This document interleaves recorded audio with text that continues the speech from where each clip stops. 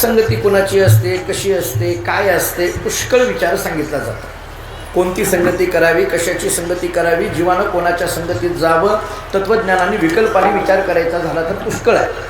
जीवाने जडाच्या संगतीत जावं का न जावं, एक. जीवानं जीवाच्या संगतीत जावं का न जावं, दोन.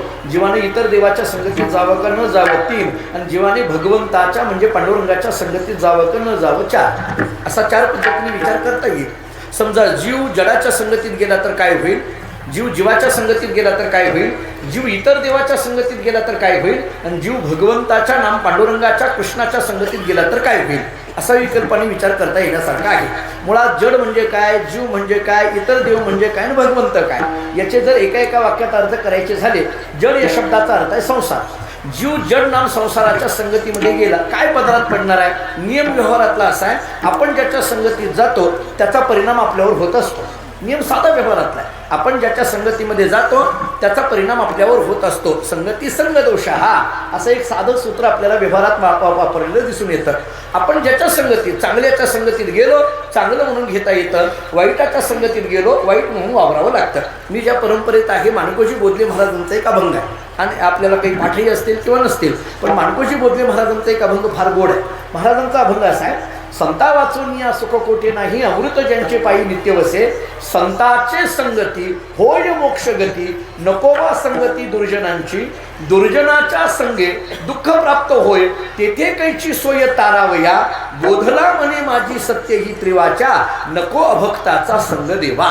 असा अभंग आहे. याच्यातल्या दोन शब्दांकडे हा अभंग सगळा मला सोडवायचा नाही आहे, मला फक्त याच्यातली दोन प्रमाण महत्त्वाचे सांगायचे आहेत. संताचे संगती होय मोक्ष गती आणि दुर्जनाच्या संगे दुःख प्राप्त होय, या दोन्ही प्रमाणात बघा.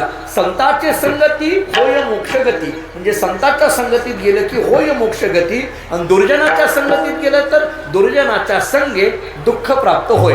आता असं का म्हटलं, संतांच्या संगतीत मोक्ष आम्हाला मिळेल आणि दुर्जनाच्या संगतीत दुःख आम्हाला मिळेल, याचं कारण आहे, दुःख ज्याच्या आश्रयाला राहतं ते दुर्जन आहेत, आणि मोक्ष ज्याच्या आश्रयाला राहतो ते सज्जन आहेत. विठाला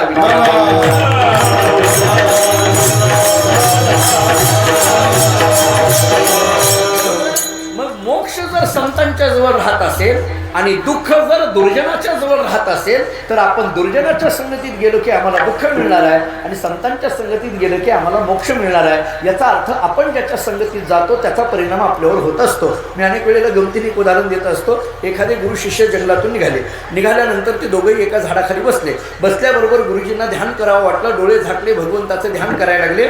ते घनदाट जंगल होतं आणि त्याच्यामध्ये तो शिष्य तिथं समोर बसलेला, समोरून एक वाघ येत होता. वाघ येत असलेल्या शिष्याने पाहिल्याबरोबर त्यांनी हाका मारायला सुरुवात केली, गुरुजी वाघ येतोय. गुरुजींचं काही लक्ष नाही, ते देवाचं ध्यान करत होते.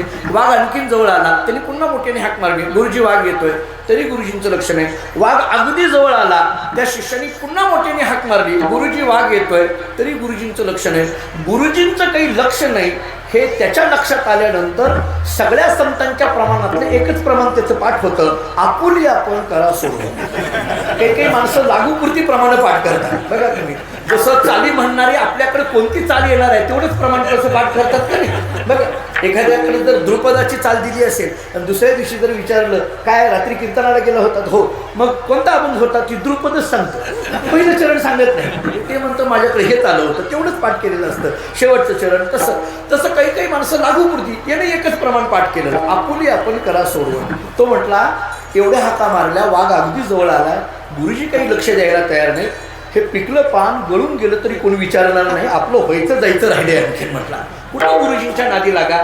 त्यानं गुरुजींना सोडलं, एकटाच झाडावर जाऊन बसला वाघाच्या भीतीने.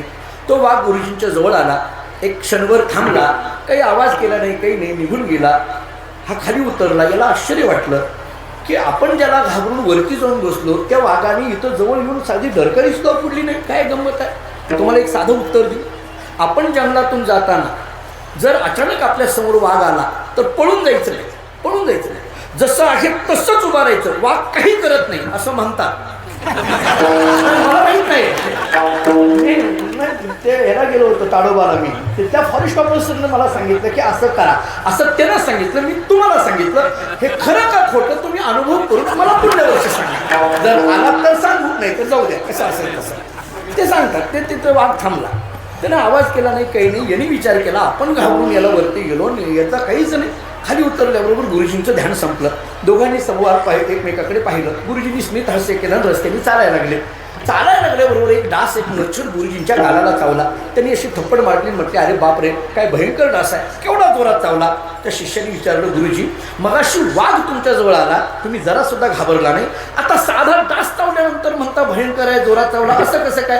गुरुजींनी सांगितलं, त्याचं कारण आहे, मगाशी वाघ माझ्याजवळ आला त्यावेळेस मी देवाच्या संगतीत होतो, घाबरायचा विषय नाही. आता डास चावला त्यावेळेस मी तुझ्या संगतीत आहे, म्हणून जोरात चावला. याचा अर्थ आपण कोणाच्या जवळ बघू नका, आपण सगळे सारखे असं काही नाही. इथं स्वामींच्या संगतीत आहोत आपण काही एकमेकाच्या नाही आहे. आपण कोणाच्या संगतीत आहोत त्याचा परिणाम आपल्यावर होत असतो.